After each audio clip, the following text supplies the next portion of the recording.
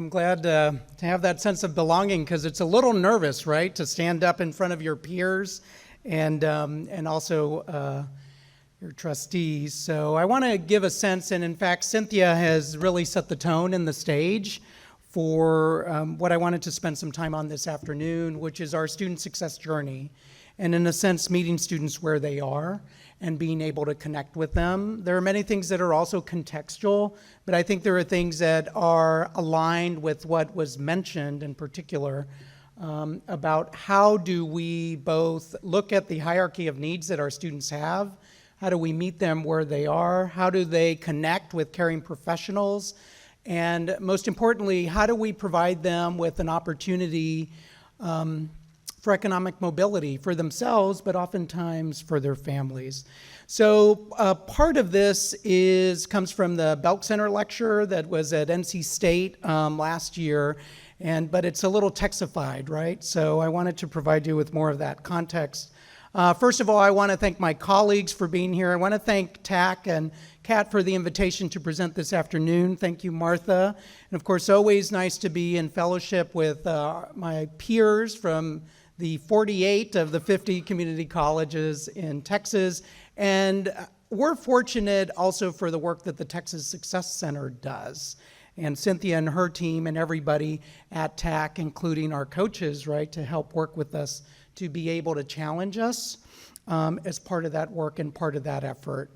Also fortunate to be with colleagues as we look at fellowship and be able to get those connections and develop plans of action. So I want to thank Dr. Katz, who's a trustee with us, who's here this afternoon, previous chair and vice chair. Thank you, Dr. Katz. We'll be joined by Trustee Ray soon this afternoon. And then two of my colleagues, our Vice Chancellor for Academic Success, Dr. George Raley, and our Director of Strategic Priorities, Dr. Mecca Salahuddin. So thank you, Mecca.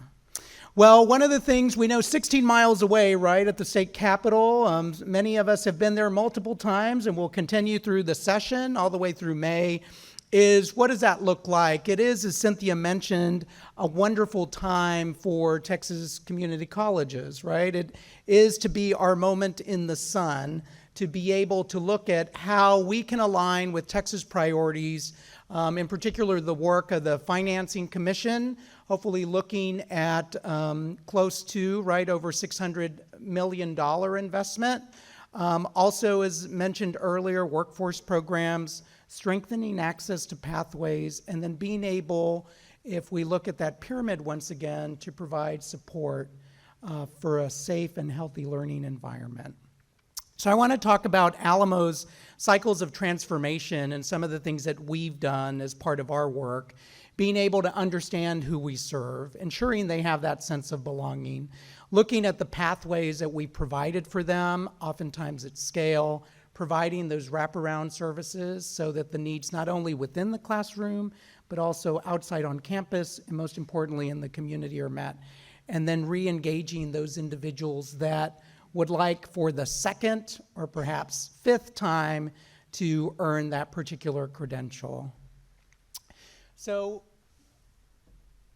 let's see, there we go. You got it? Okay, Russell's nodding, all right. So understanding and embracing the communities that we serve as part of that, the Alamo Community College District, right? We have our one taxing county, which is Bexar County, and then you look at the 7 surrounding as part of our assigned service area. 5 of the colleges, which are individually accredited, and then we're fortunate that we have 8 regional centers. We have 2 coming online as part of that, which are new build facilities, and they're actually part of a $450 million bond issue that was passed by 2/3. And then we also have close to, with maintenance tax notes, over $300 million. We actually, over a 5-year period, are going to invest $1 billion in facilities, both new build and renovations, thanks to the fiscal stewardship of the Board of Trustees and then support from the administrative team. You can see the program sites there and what it looks like. So you can see our trustees, in fact, we have a board meeting tonight. Otherwise, I think most of them would be surrounding Dr. Katz at the table. as part of that. But we're fortunate as we look at the line of sight from the team at the top, the board, all the way through the leadership team, and with our 5,000 faculty and staff. One of the things that was mentioned earlier is alignment all the way from the board through the leadership and staff in supporting students. And I think one of the seminal pieces of work is Board Policy B91, which is our student success policy. And I know during the Q&A portion that Dr. Katz will want to talk a little bit about that because she was there when it was established. But it's a matter of codifying then what is the intent. What should the chancellor, president, and faculty and staff move towards? And so it has three foci. One, of course, and the most important and critical is student success. As part of that is kind of an ethos, although it's called principle-centered leadership, the intent is that everybody within Alamo has agency. And so it's principle-centered leadership, right? That there is a leader in every one of the seats at Alamo that has agency to be able, either for their own self-efficacy or for the goodwill of the college or the community. And then the other part of that is performance excellence. One thing that's, I think, very helpful for practitioners is to link each one of those foci to a framework. So student success is actually tied to achieving the DREAM criteria. And so that's effectuated and cited within the policy. Principle-centered leadership is effectuated with 7 habits and 4 disciplines of execution. Tonight at the regular board meeting, we will have somebody present from one of the colleges on 4 disciplines of execution, how organically they have utilized a set goal and how the whole team has worked to effectuate that. Performance excellence is actually tied to the Baldrige framework and criteria, which is cited, which is what I say on the college campuses, it is a self-study. It's a self-study on performance excellence. How can we ensure that we are a high-performing organization? So Board Policy B91. There you go, you see that. And then one of the things I would be remiss, but something that we're all proud of within Alamo is in 2018, earning the Baldrige criteria, being able to utilize the framework.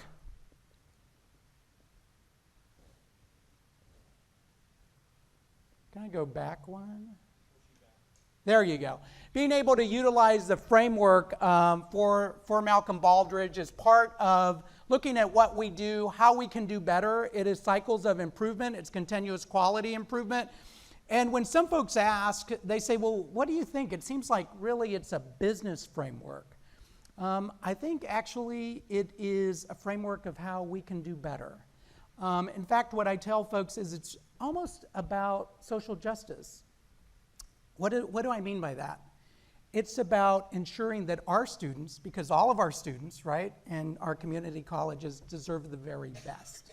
So we need to look at where we are as a baseline. We need to look at what that gap is and how we can improve practice and do better.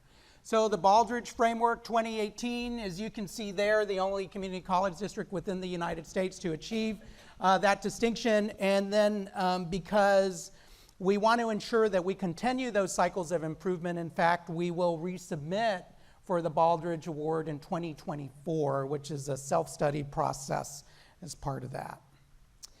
This is who we serve and how we provide both educational and support services to. Resembles our community by and large, 78% students of color, 100,000 students annually, 66,000 this term.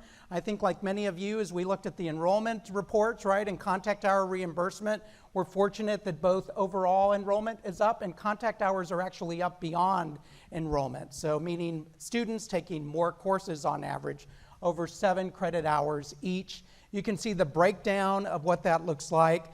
One thing that we've done, and I think that my colleagues actually in the room in Texas and also nationally, is we've spent more time focusing on parenting students.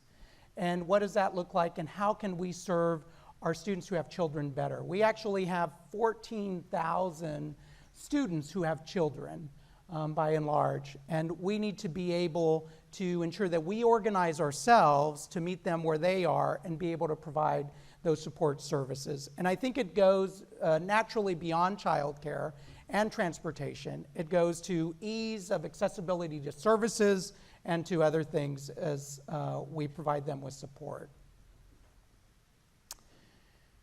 So one of the things that I think is particularly important is this was actually a snapshot right when COVID arrived in San Antonio in March. And this was a line at the food bank. It was one of the very first community-wide distributions. And it's jarring, right? Because there was no expectation that many folks would arrive. There was very little publicity, and it was all word of mouth. But during that particular period, you could see the immense need, and it was probably mirrored in many of your communities. So this was captured by our local newspaper, and in fact, the illustration was carried by the New York Times, just exemplifying the dire time that we encountered.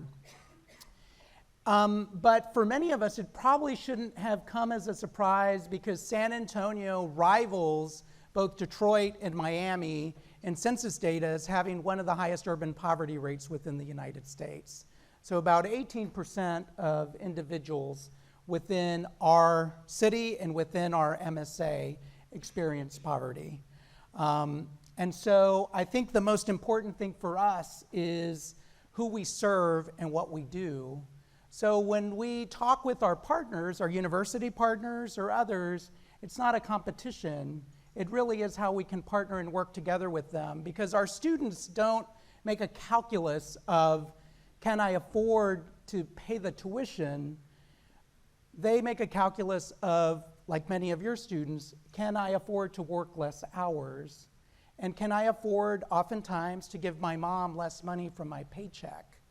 And will we or she be able to pay the rent and buy the groceries? Because we don't compete with UT San Antonio or A&M San Antonio or any of the privates. We actually compete with poverty.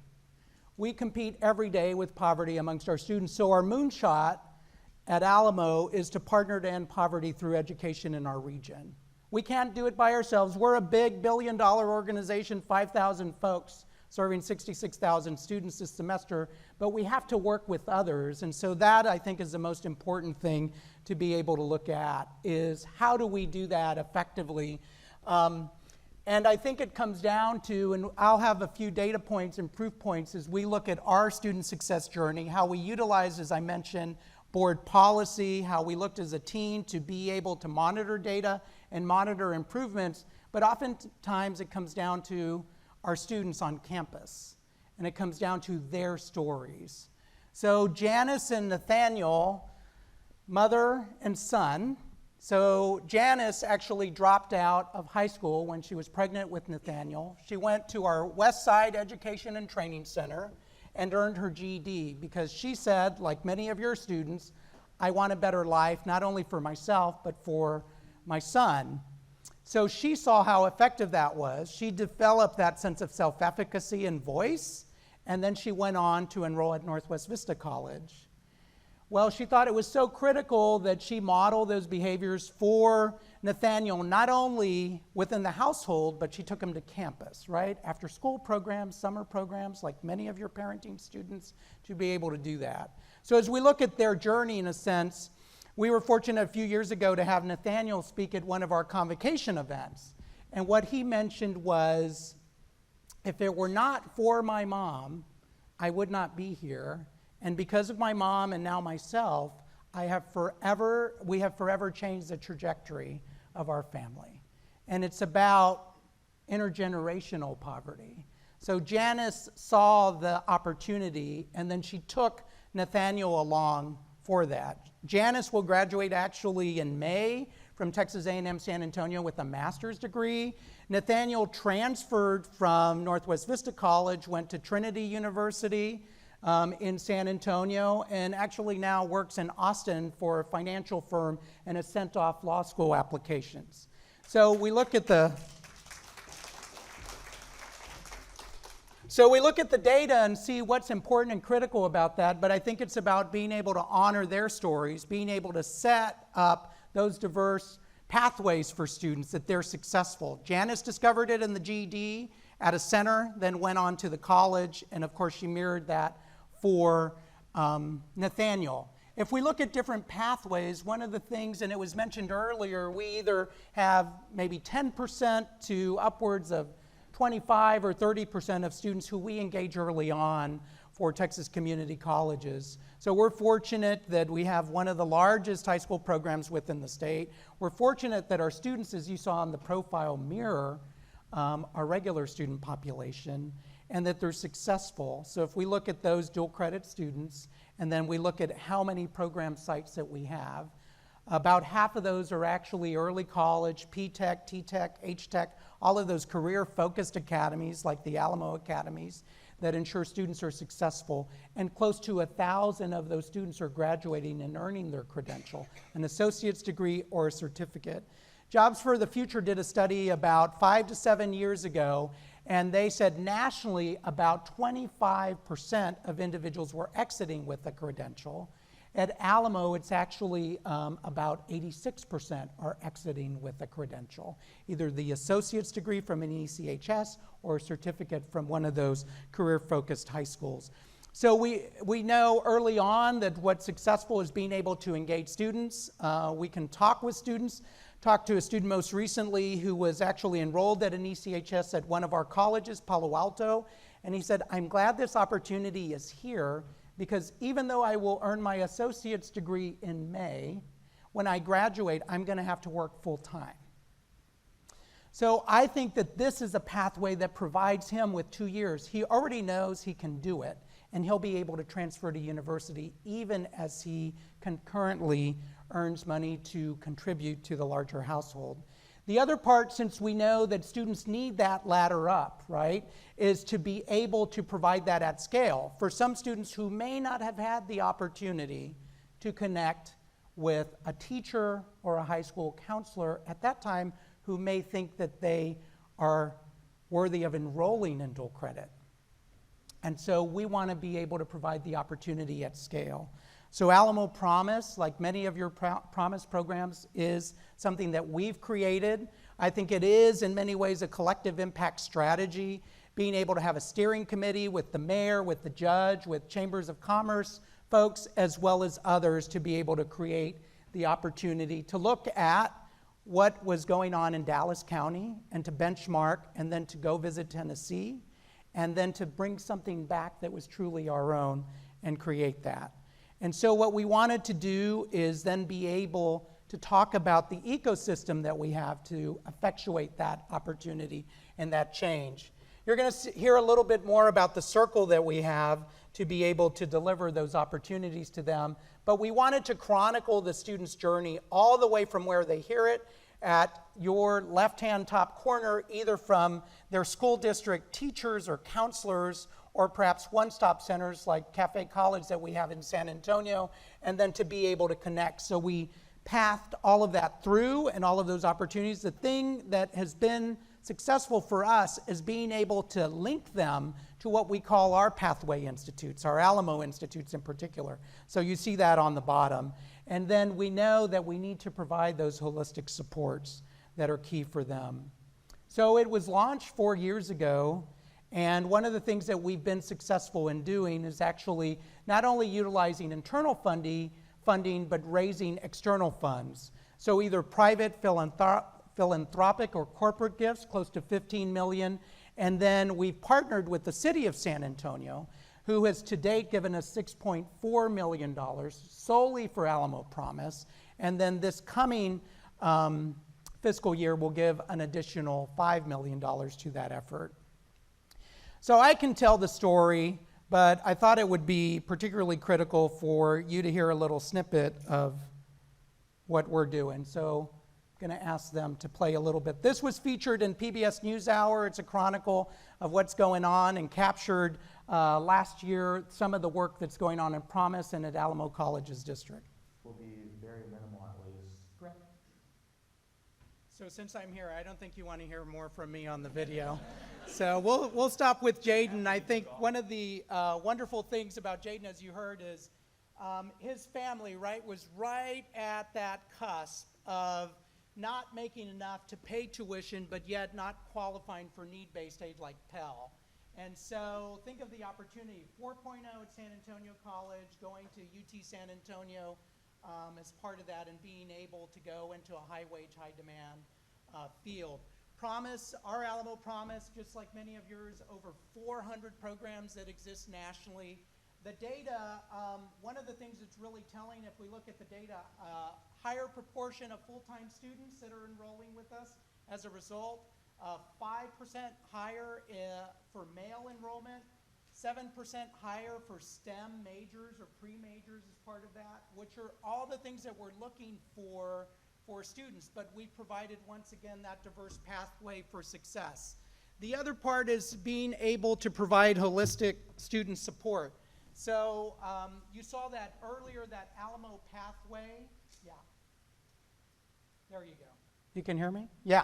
Okay, so you saw earlier that Alamo pathway. This is the heart of what we look at. In the blue, you can see all of the things that we provide that are ours, right? That are in-source, those things that are Alamo College's proper in operations. And in green, what we've done is highlighted all of the particular community partners that we work with to be able to effectuate holistic student support.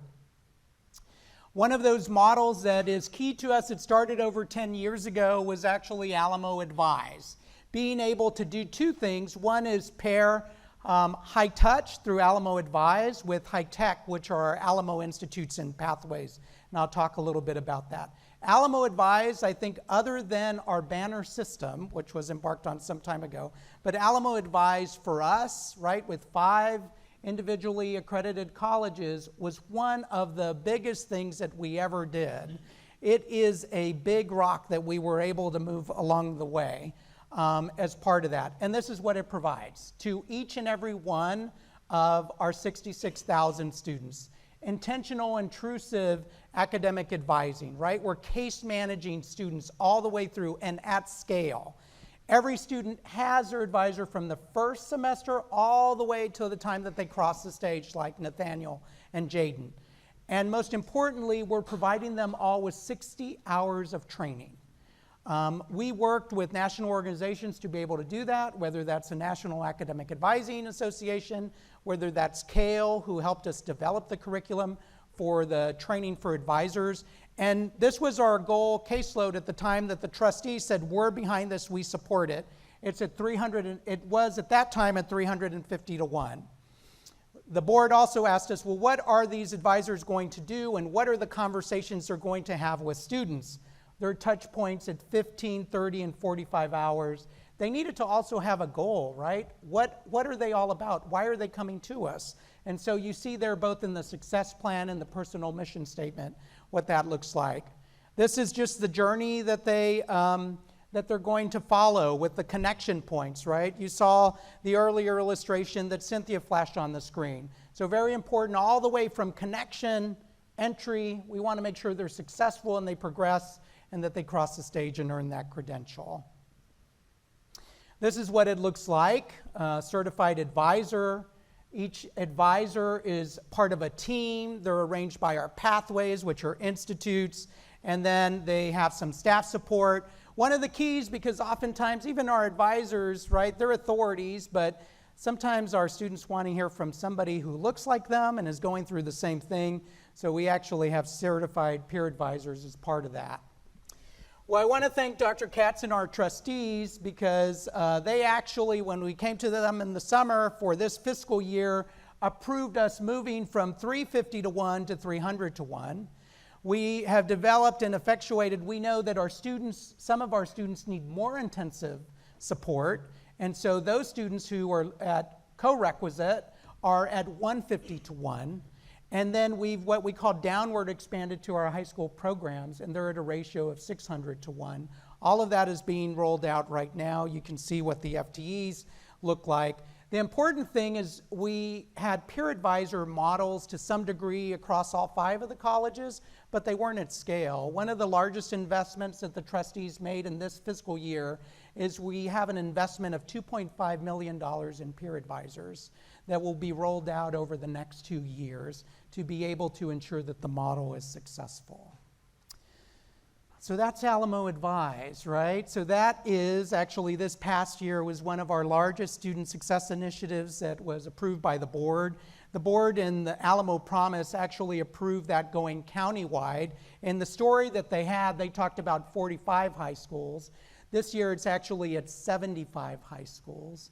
and we are serving up to 20,000 graduating high school seniors in Bexar County that are eligible for the program.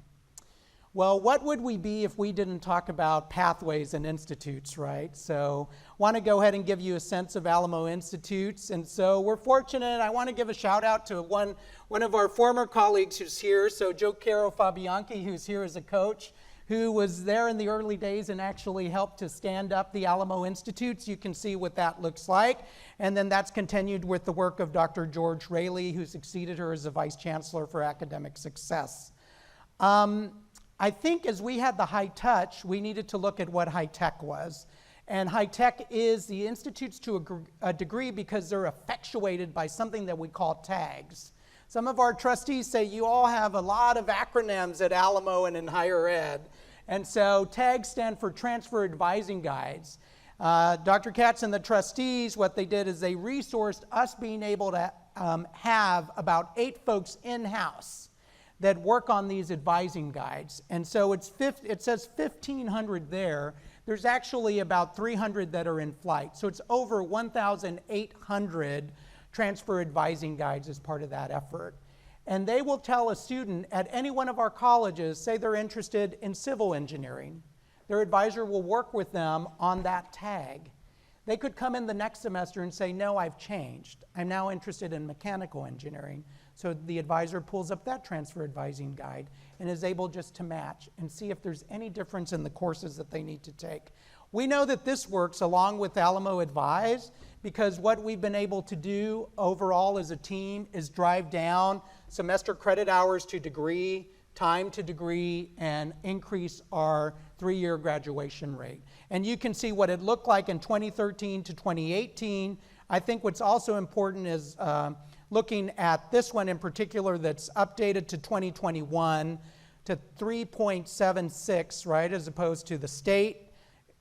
But for Alamo, if you look at where we were in 2017 at 4.3, and now being at 3 3/4, semester credit hour to associate's degree going from 70 to 65 for native students.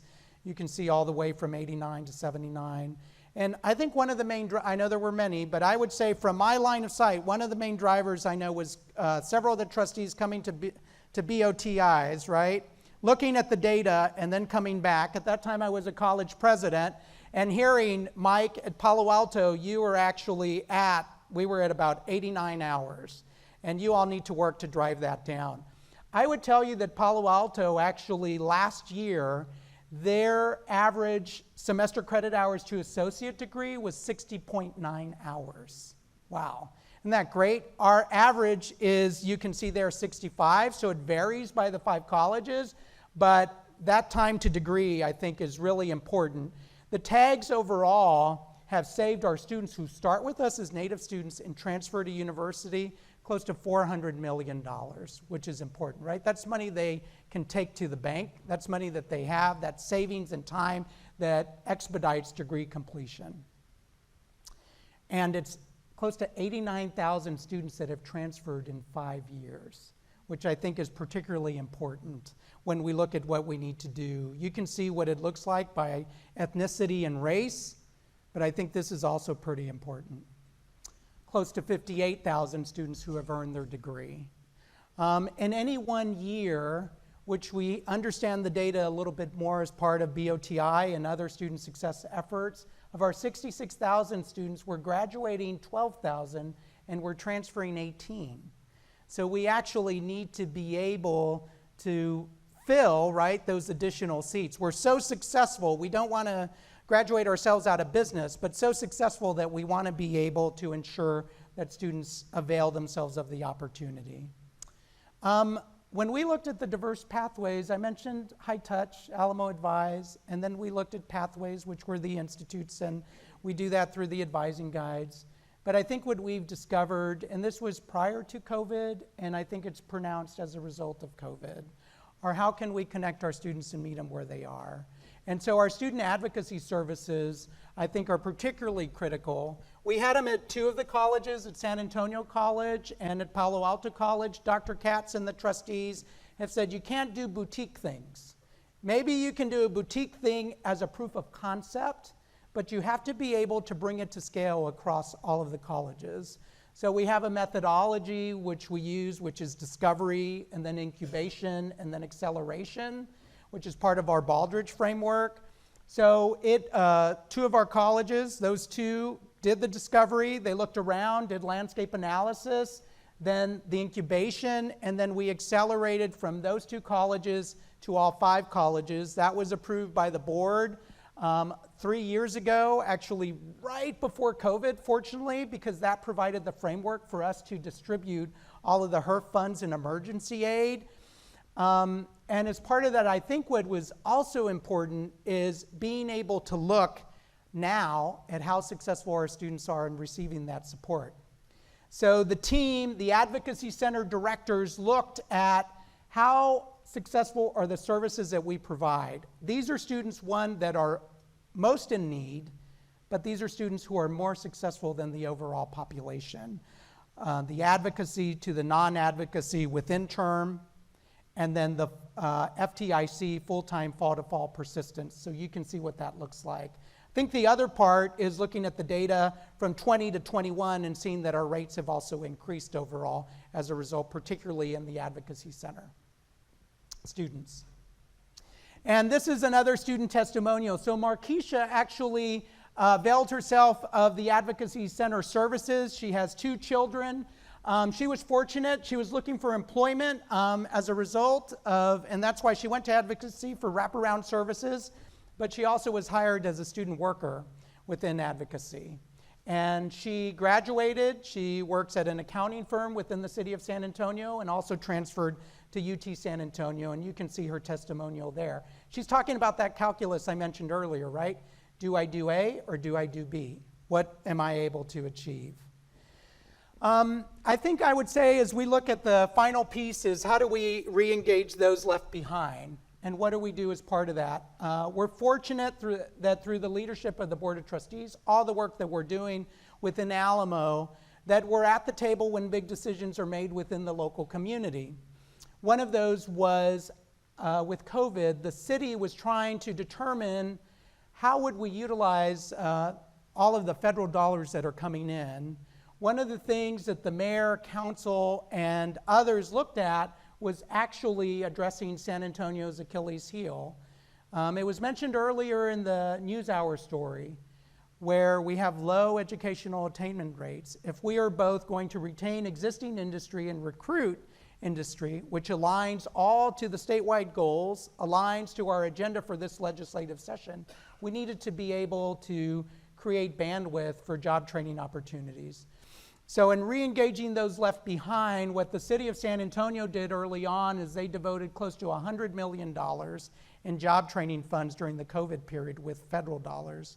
That was successful enough that in November of 2020, the mayor and others in a broad coalition put up a job training initiative to be able to use sales tax, their quarter cent and sales tax, for a job training program for San Antonio. So it's over $200 million investment in 5 years to train 45,000 individuals that live within the city of San Antonio. So this is larger than DOL grants. This is the largest single investment in job training that has been made in U.S. history, and it's in San Antonio. It's a result of the efforts, Dr. Katz, the trustees, and the team being at the table to be able to do that. Alamo Colleges is one of the 4 main providers in job training. For us, when we look, 75% of our students are arts and sciences, so it takes some time to be able to do that. We've spent some time working with the Success Center and also utilizing state funding. So thank you, Dr. Rayleigh and your team and others for being able to move that forward. So for true funding, we took to the board being able to look at our institutes and to be able to stair-step micro-credentials. We started with healthcare because we know that is the area that most individuals are going to go into because it provides them with an opportunity to stair-step to success, right? It's stackable or scalable. So on this first one, what you can see on this micro pathway is 0 to 15 months so that the student enters, right, as a CNA and can go all the way up over those 15 months to an LVN. So in green, you see the credential. In kind of the tealish blue, I guess, you see the micro-credential and how much time that would take for them. Most importantly for the student line of sight is the gray at the top. How much more do I earn and will I have for my family? So this is 0 to 15. So they're going from being the CNA to the LVN, and then we wanted to show them what it looked like to be an LVN to a BSN, because now as part of that, San Antonio College offers a BSN degree, which is one of our first 5 degrees being offered. And so you can see the same thing, right? The credential, the micro-credential, and the earnings. And so it may look kind of complex to us, perhaps, but I think what's important is, once again, the student testimonial. So Destiny Martinez started actually at one of our centers and for Train for Jobs in the first job training initiative. She came in, worked with us, with our case managers, received all the wraparound support that she needed, right? The laptop, the hotspot, tutoring, everything to bring her up to scale. And she came in because she wanted a better life for her family and, most importantly, her kids. And she went from being able to earn minimum wage to being able to move up to $35,000, all as a result of the credential that she earned. So that's what we're hoping for in May, right? That we're being able to take our students from connection to completion, that they're all successful. This is a San Antonio College graduation a few years back. But it's all about, in particular, one, how much more are they going to have for their household budget? So for Alamo graduates, it's an average of $9,400. And if we look over on their lifetime, like many of you, but for Alamo students, $450,000 overall. The national average is $425,000. So we feel really good about what they're being able to take home and to the bank. And it's all about these students. It's all about Nathaniel, through his mom, being able to connect, earn his associate's degree, transfer to university, and hopefully go to law school. It's about Markeisha, who was fortunate to connect, right? And wondered how she would be able to make it, but met caring professionals at the Advocacy Center. It's all about short-term training to be able to provide an individual with hope and opportunity, economic and social mobility like Destiny. And imagine the high-value, low-cost education that we provide. So as Jaden's mom said, we were in a bit of a lurch. We were in a crunch. We weren't able to connect. And we didn't know how we'd finance. And the dad even said, we thought we'd have to sell our home and move to be able to finance his college education. But through a pathway such as Alamo Promise, he was able to graduate debt-free from San Antonio College, transfer to UTSA. And I think it all comes back to what we talk about as a self-efficacy and agency that we all have. And that's definitely what these students discovered as part of their voice. And definitely for us at Alamo, and I think as we go through the next 2 days here at BOTI, it's about all the leaders in these seats and how we can provide that same opportunity to our students. I think as we look through all of the different accolades and things that we do, either within the state or nationally, we're definitely proud of what we do at Alamo, but we're particularly proud of what's been done within the state of Texas through pathway work, all the high-touch, high-tech work that we do in being able to move things forward. It has been a journey for all of us, as it has been for all of you.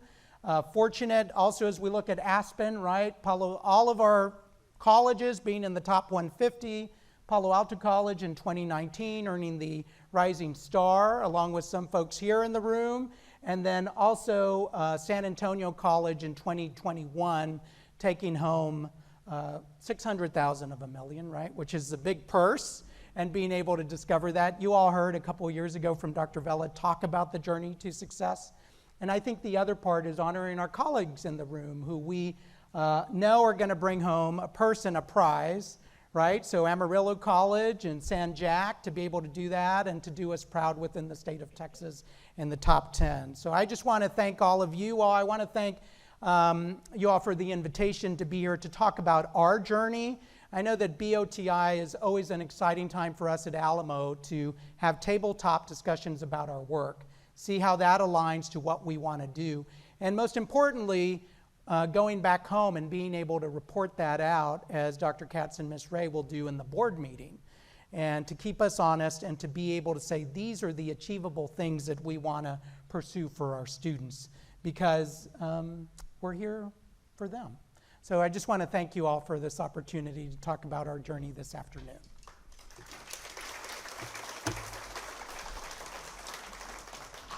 We're going to take questions. Anybody have any questions? Raise your hand.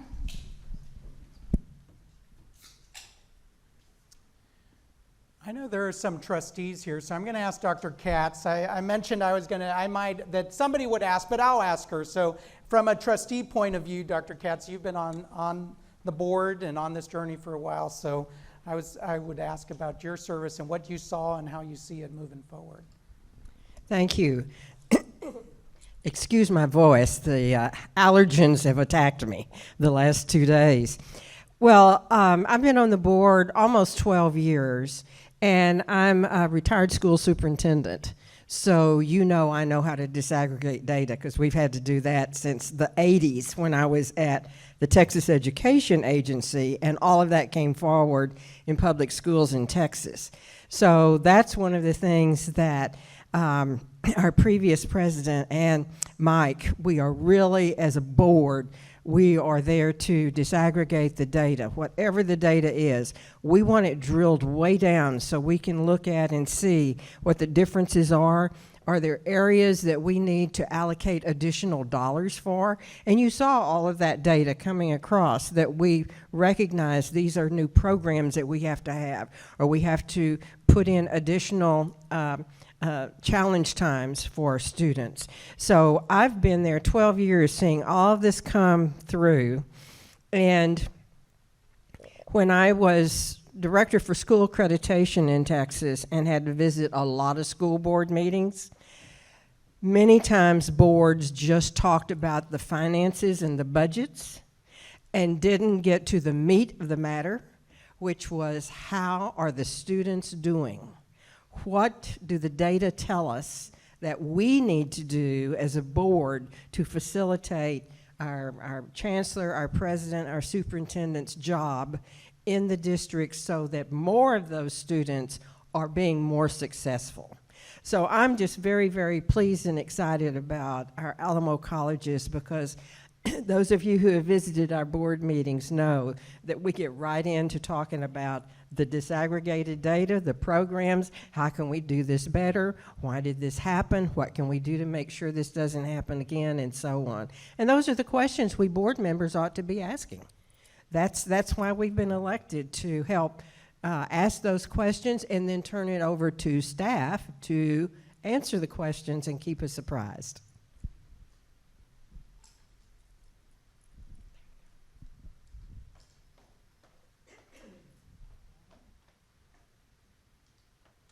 Okay, all right, so I will turn it over to, all right.